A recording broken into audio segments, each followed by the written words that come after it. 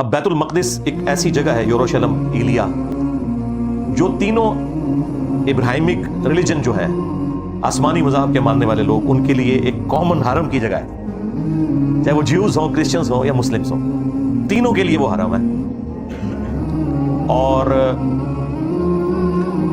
جب نبی صلی اللہ علیہ وآلہ وسلم کی پیدائش ہوئی، اس وقت آلموسٹ 500 سال ہو چکے ہوئے تھے ہیکل سلیمانی کو گرے ہوئے، کیونکہ 70 AD کے اندر 70 عیسوی میں نبی الاسلام کی پیدائش سے 500 سال پہلے ٹائٹس جو رومن ایک جنرل تھا، اس نے حملہ کیا تھا یروشلم کے اوپر، اور اس وقت تو ظاہر ہے وہ بت پرست جنرل تھا، اور انہوں نے یہودیوں کو قتل کیا، کوئی 1.25 لاکھ کے قریب یہودی قتل ہوئے، اتنوں کوئی وہ قید کر کے لے گیا اور ہیکل سلیمانی برباد کر دیا۔ اس کی صرف ایک دیوار بچی ہے جسے ویلنگ وال کہتے ہیں، دیوار گریا، اور جس کے سامنے یہودی جو ہے وہ اس طرح کر کے تورات پڑھ رہے ہوتے ہیں، وہ ایک دیوار وہ باقیات ہے ہیکل سلیمانی کی۔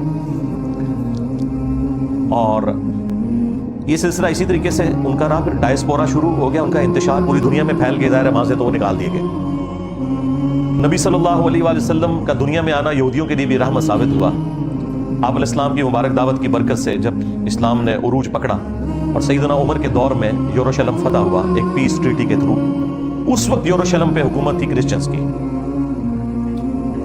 جب ہیکل سلیمانی توڑا گیا، اس وقت حکومت تھی رومن امپائر کی، جو کہ بت پرست ہے، لیکن وہ بیچ میں ایک ان کا ایمپرر آیا، کانسٹنٹائن II، جس کے نام کے اوپر قسطنطنیہ شہر ہے، اس نے کرسچینٹی اڈاپٹ کر لی۔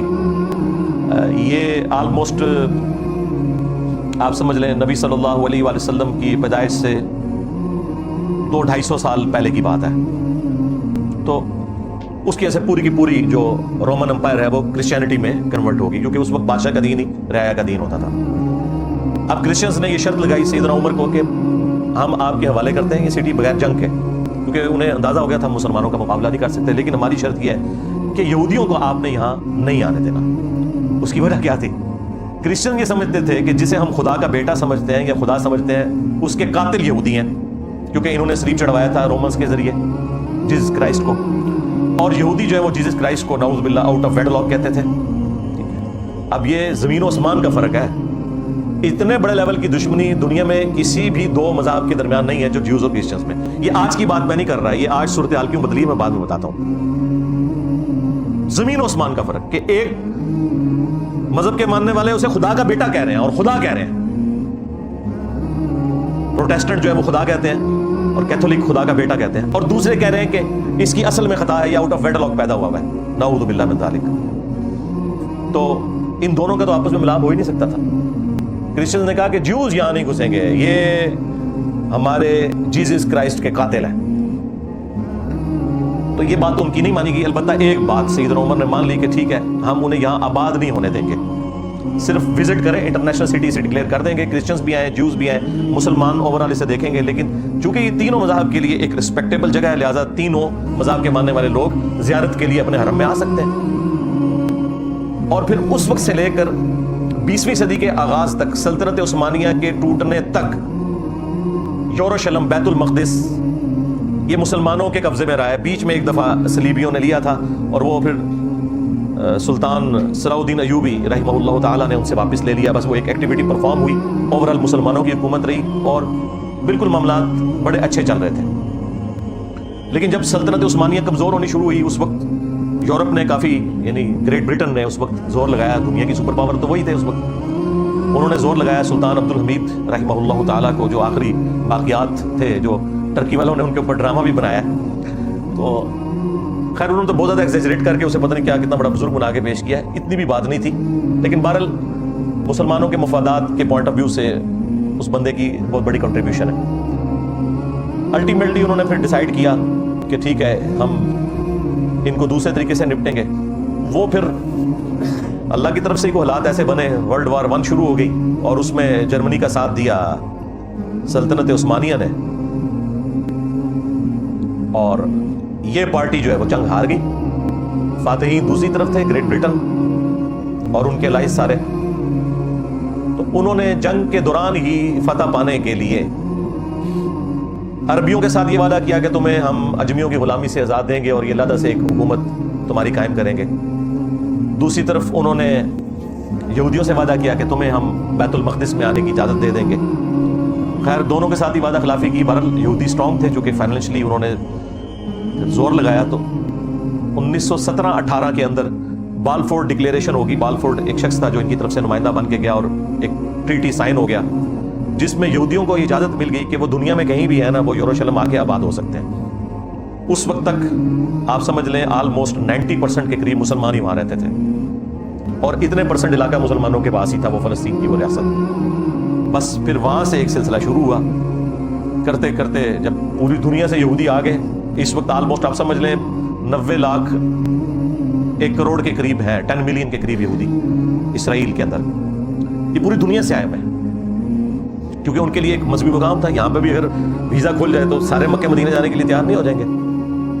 تو یہی ان کے لیے وہ سارا معاملہ تھا. وہ آ گئے اور وہاں پہ انہوں نے ظاہر ہے جب وہ آئے تھے تو انہوں نے زمینیں خریدنی تھی اور جب انہوں نے زمینیں خریدنی تھی تو جن کے پاس آلریڈی وہاں پہ پلاٹ تھے انہوں نے بیچنے تھے ظاہر ہے.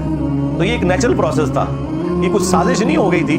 ظاہر ہے جب وہ یہ سب کچھ ڈکلیئر ہو گیا جب ہم محکوم ہو گئے اور ان کا غلبہ ہو گیا ہمارے اوپر اس اعتبار سے کہ انہوں نے اپنی مرضی کے فیصلے منوائے تو یہی کچھ ہی ہونا تھا.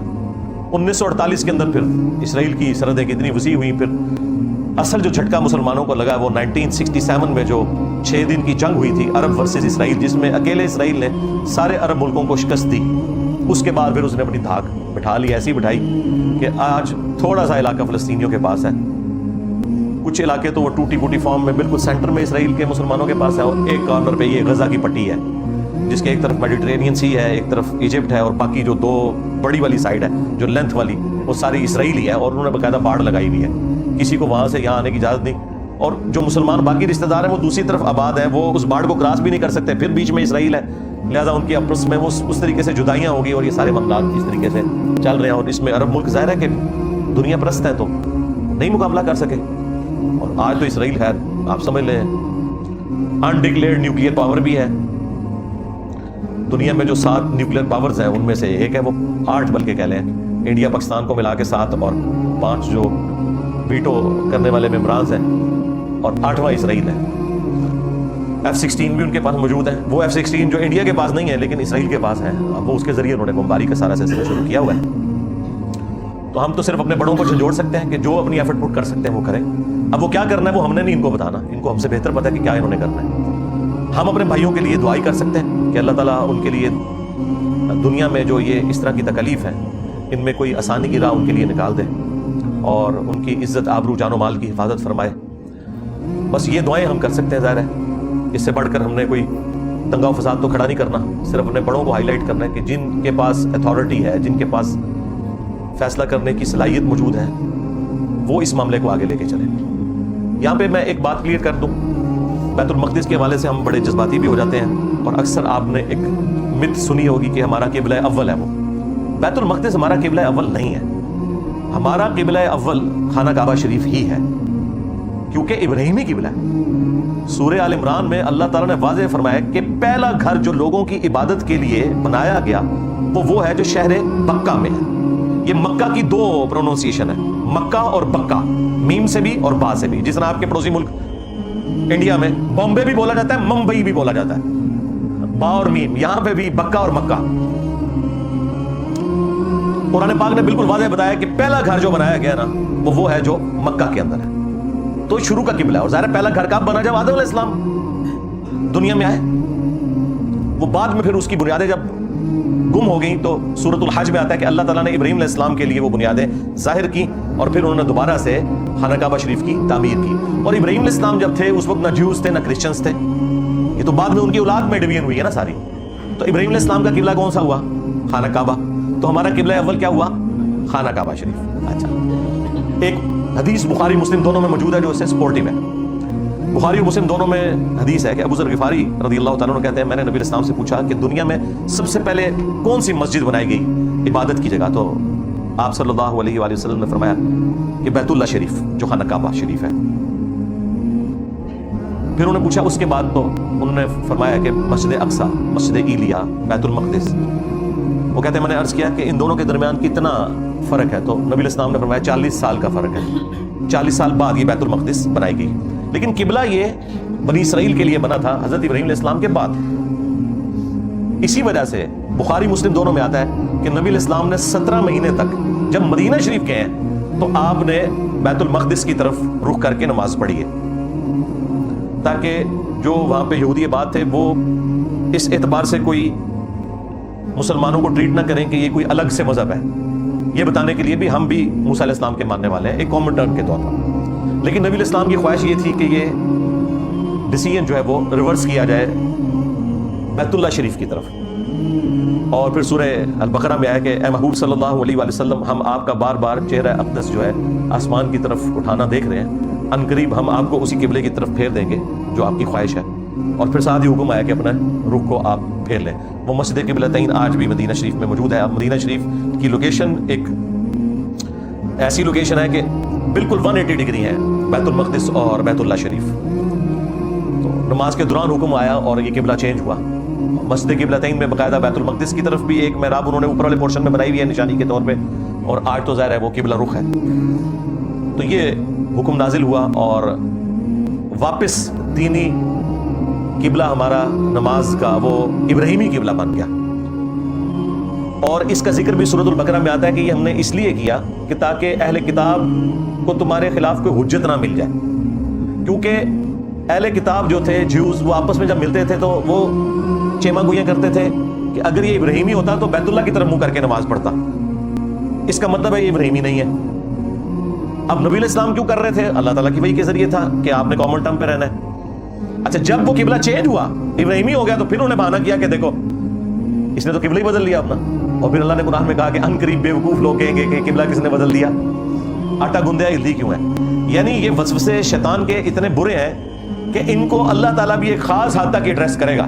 اللہ تعالیٰ نے بھی اس میں فرمایا کہ ابھی بھی لوگ بولیں گے، لیکن اس کا حال یہ ہے کہ اب چھوڑ دو اس کو۔ اب کیا کریں، ایک طرف اگر ابراہیمی قبلہ کرتے ہیں تو کہتے ہیں یہ ہمارا قبلہ انہوں نے چھوڑ دیا، اور اگر ان کے قبلے کی طرف منہ کرتے ہیں تو پھر کہتے ہیں اچھا ابراہیمی ہوتا تو اس طرف کرتا۔ اب درمیان میں نیا قبلہ تو نہیں کو بنایا جا سکتا تھا۔ بہرحال وہ ایک اعتراض کا تو جواب دے دیا گیا، دوسرے کو کہا کہ بھائی بیل لیفٹ کرو، چھوڑو، دفع کرو، ہر بات کا جواب نہیں دینا ہوتا، اور وہ پھر ہمارا قبلہ آخر بن گیا۔ لہٰذا بیت اللہ شریف ہمارا قبلہ اول ہے، بیت المقدس ہمارا قبلہ اوسط ہے، درمیان والا قبلہ 17 مہینے کے لیے، اور ہمارا قبلہ آخر کون سا ہے؟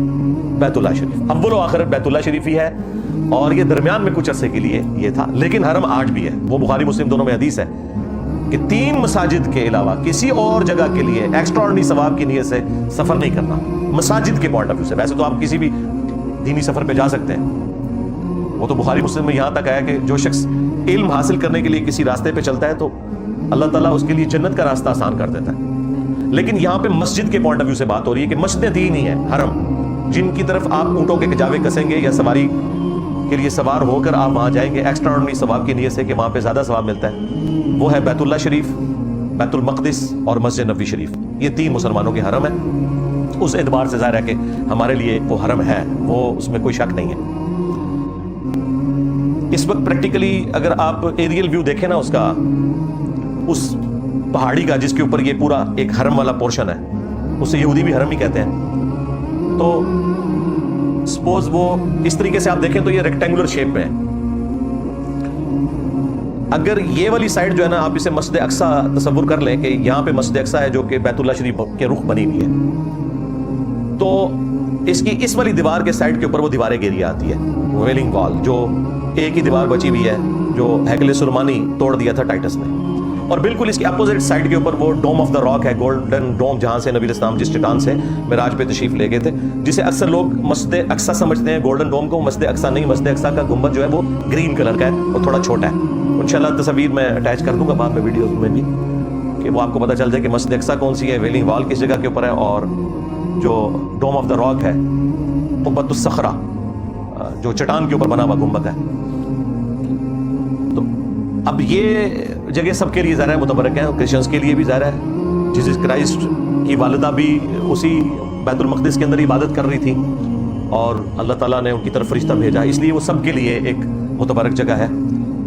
باقی اس میں کافی اور باتیں بھی کی جا سکتی ہیں، لیکن فی الوقت تو میرا مقصد یہ تھا کہ ایک ہماری حاضری اس حوالے سے لگے, ہم گونگے شیطان نہ بنیں, صحیح بات لوگوں کو بتائیں اس حوالے سے کہ ہمارا کرنے کا کام کیا ہے. ہم نے اب یہ کرنا ہے کہ بجائے گالی گلوچ کرنے کے علمی طریقے سے سوشل میڈیا کے اوپر فلسطینیوں کے حق میں آواز بلند کرنی ہے اور لوگوں کو بتانا ہے کہ اسرائیل نے بدماشی کی تھی.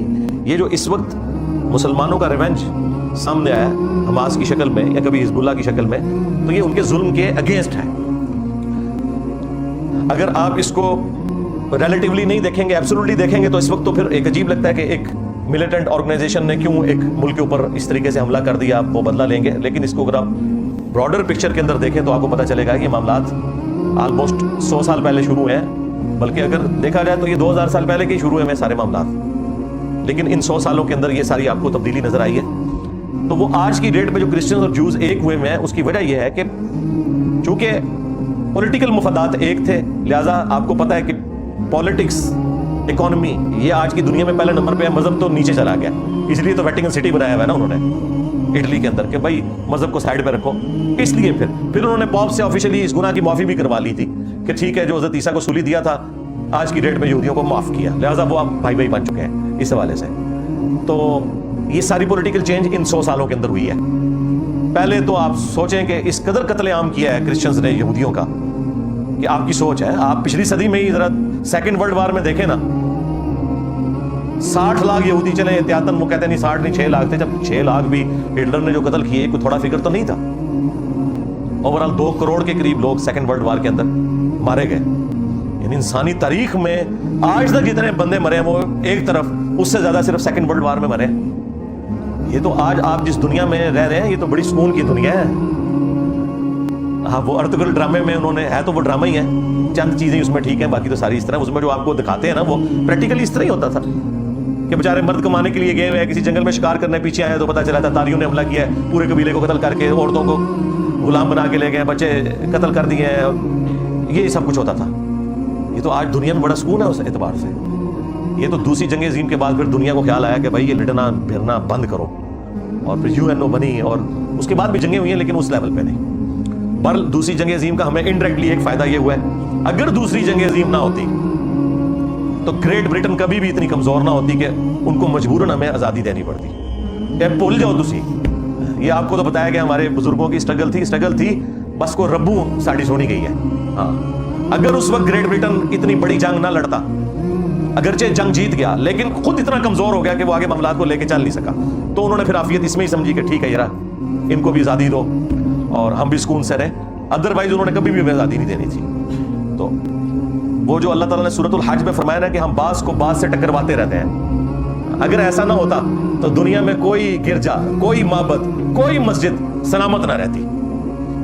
یہ جنگوں کی اور ان چیزوں کی برکات ہے کہ دنیا میں امن آتا ہے. اس طرح کی جنگیں الٹیمیٹلی ایک بڑے امن کے لیے آتی ہیں. ان مع العسر یسرا, ہر مشکل کے ساتھ آسانی جڑی ہوئی ہے, ہر مشکل کے ساتھ آسانی جڑی ہوئی ہے. اینڈ پہ ہم دعا کریں گے اس حوالے سے کہ اللہ تعالیٰ دنیا میں جہاں کہیں بھی مسلمان مظلوم ہیں, انڈیا میں, کشمیر میں, فلسطین میں, چائنا میں, عراق میں, شام میں, یمن میں, افغانستان میں, اب تو پاکستان میں بھی, تو اللہ تعالیٰ غیب سے ان کی عزت, آبرو, جان و مال کی حفاظت فرمائے. صلو علی محمد وآل محمد, اللہم صلی علی محمد وعلی آل محمد واصحاب محمد وازواج محمد وامت محمد اجمعین الی یوم الدین.